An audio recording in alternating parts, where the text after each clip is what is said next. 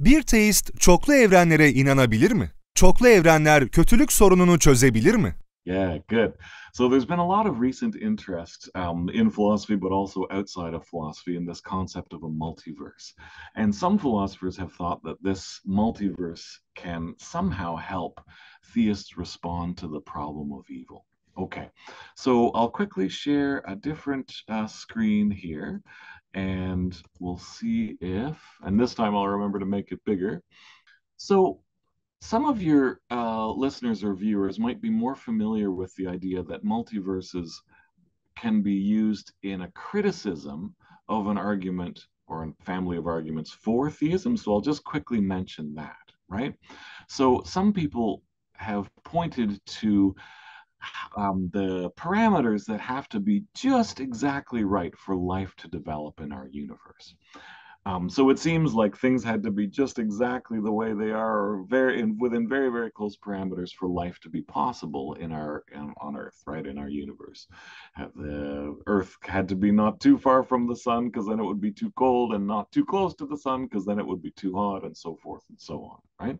So the thought is a familiar idea, right? The thought is that um, things had to be just right for life to develop, okay, and life has developed.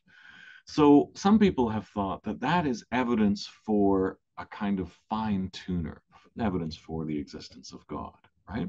These are called fine tuning arguments, and they're very controversial.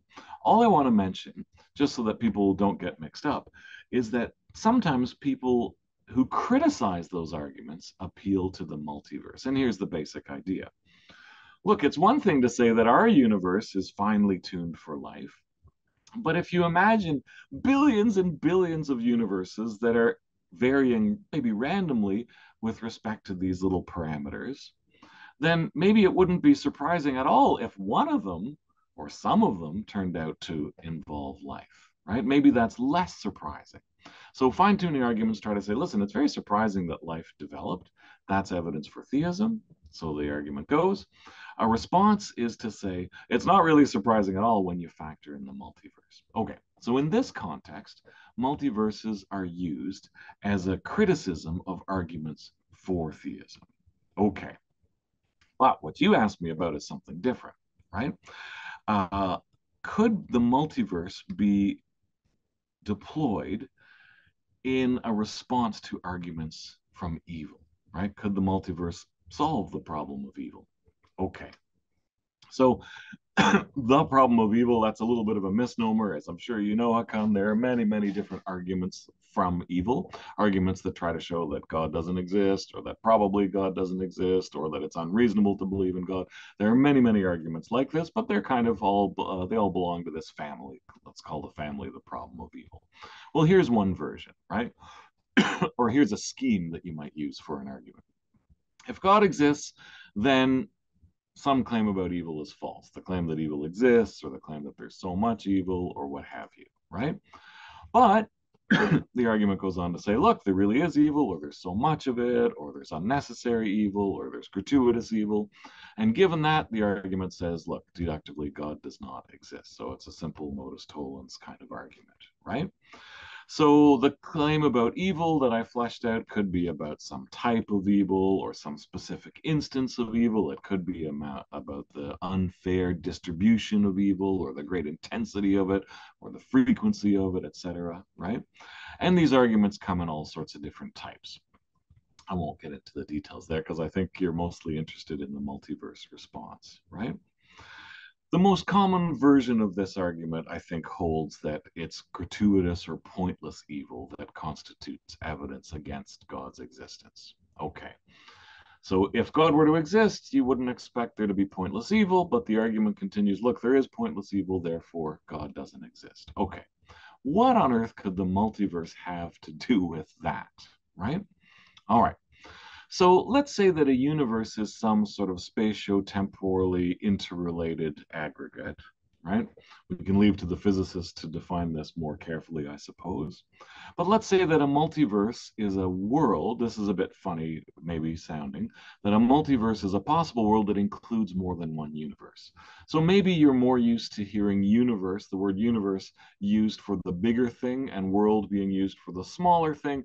I'm using them in the exact opposite way. So possible worlds are these bigger entities, right? A way in which things might have been.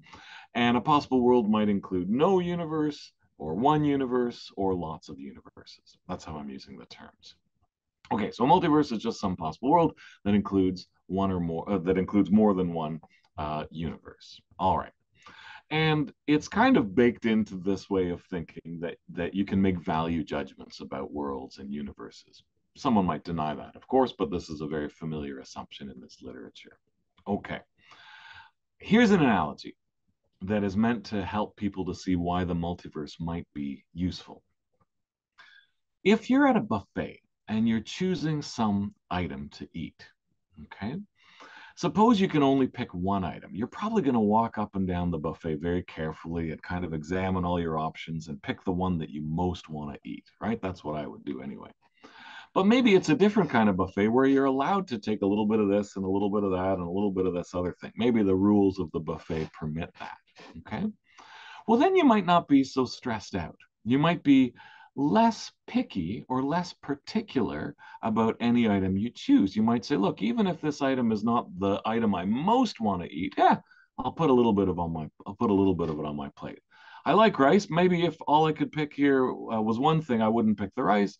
But rice is good enough if it's combined with other items. So that's the idea, right? So here's the idea. Something might not be good enough to select on its own if you can only pick one thing, but it might be worth selecting as part of a larger group. Well, you can probably see where I'm going with this analogy.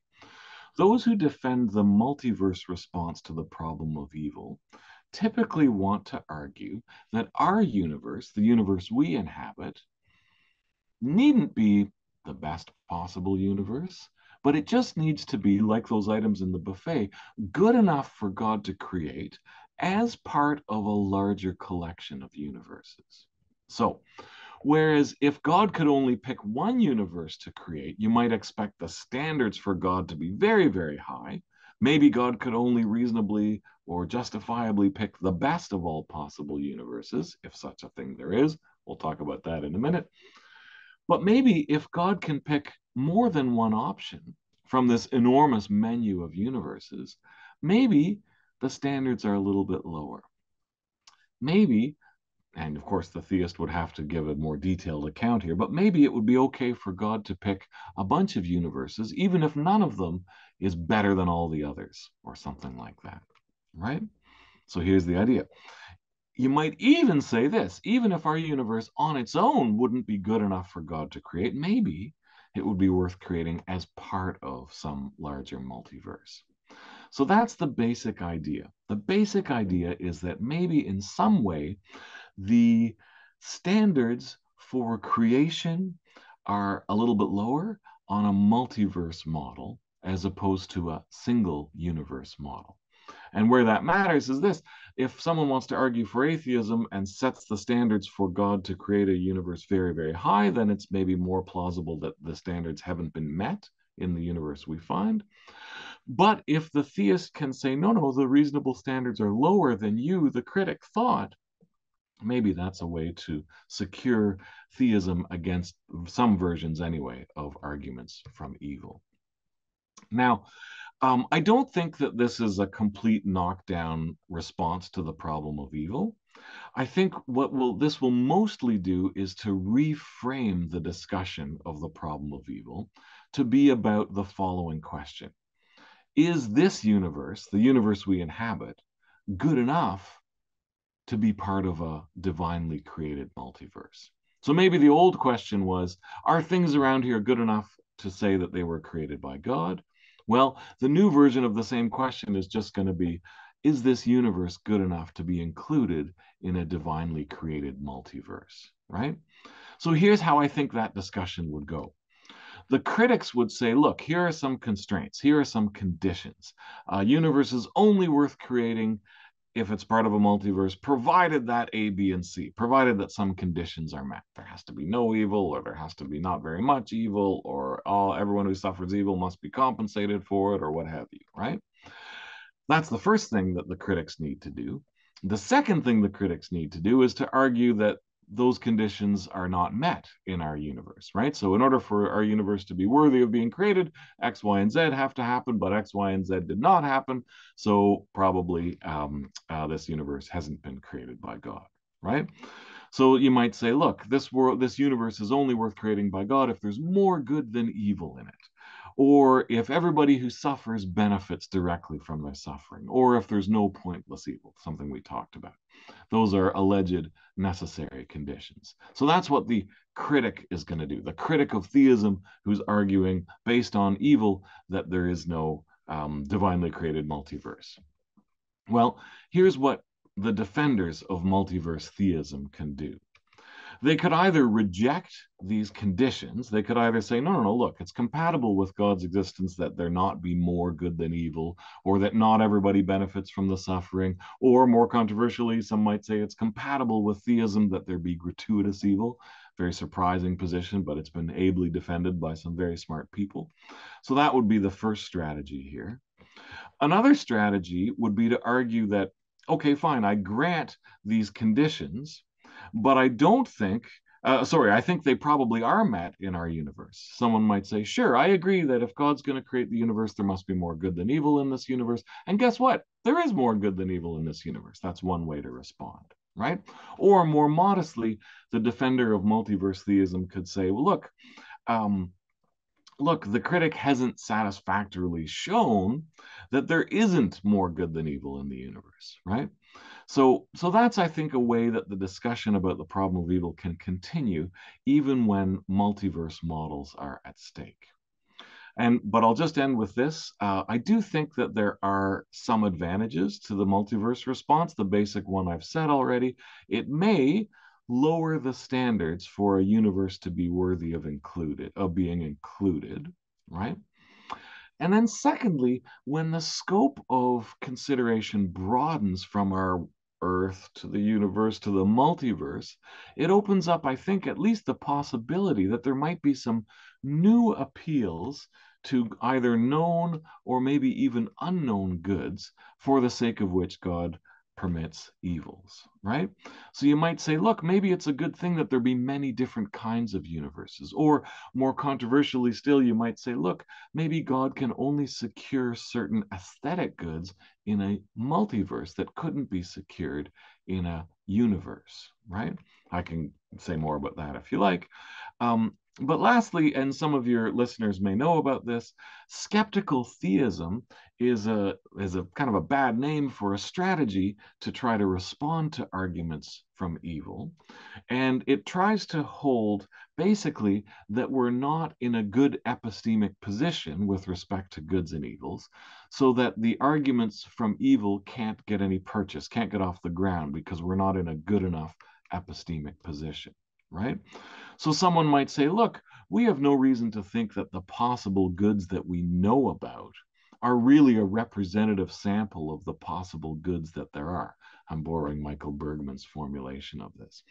Don't need to get into all the details here, but what I'm pointing out is that if the backdrop or the canvas against which this discussion is taking place is expanded to include the whole multiverse, this might make it more plausible to think that the goods we know about aren't representative, or at least aren't known or reasonably believed to be representative of the goods that there are across this whole multiverse, right? Likewise, someone might say that the possible evils we know of aren't representative of the possible evils that there are, or the connections between them aren't representative.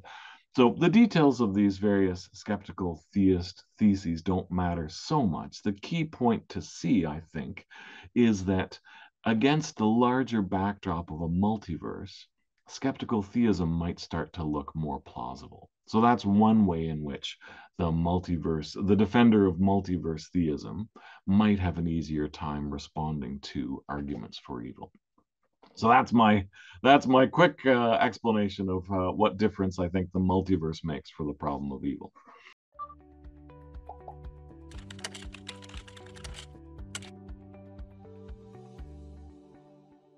Merak ettiğiniz dini soruları yorumlar bölümüne yazın, uzmanlarına soralım.